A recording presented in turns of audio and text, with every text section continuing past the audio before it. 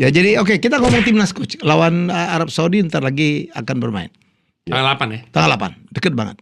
Ya kalau lihat gue dengar terakhir si Emil Audero 3 minggu out ya. Nah gue nggak tahu berita itu benar atau enggak. Dan gue nggak ngerti kenapa Marcelino nggak dipanggil ya. Gue ngerti. Kenapa? Karena dia nggak jarang main di Oxford. Iya, kalau terus dia pindah klub kalau lagi, ukurannya itu ya kita pasti kan mengerti nggak ada lah ya. ritme permainan juga. Dan dia berapa kali main juga nggak bagus-bagus amat. Tapi dialah yang lucky charm kita ngalahin Arab Saudi. Saudi Itu kan ya. cuma satu match. Bukan berarti kan dia dapat banyak kesempatan juga di mana dia nggak perform. But that's okay. Ini anak kan masih muda. Ya. Masih ada waktu. Masih ada waktu, Pak. Dia pasti balik lagi. Tapi kalau gue ngelihat murni karena dia kurang bermain aja. Sih di cadangan lah, ya kan. Nggak fair juga. Kalau di cadangan mending kita masukin pemain-pemain yang sudah punya jam terbang untuk di cadangan.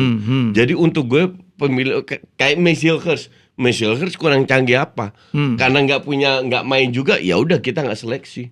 Jadi untuk gue hanya masuk itu. akal, ya. No more no less. Lo Ji? Ya kan susah untuk, kalau kan salah satu frasa yang paling populernya kan adalah form is temporary, class is permanent. Yeah. Kita jangankan ngebaca kelas seorang pemain, formnya aja nggak kebaca kalau dia nggak pernah main. Really hard to decide kan, jadi mau gimana lagi? Cuma bisa ngelihat dari dan pemain lain layak dapat kesempatan dong. You cannot rely dengan 1, 2, 3 pemain yang ibarat anak emasnya. Nggak ada anak emasan.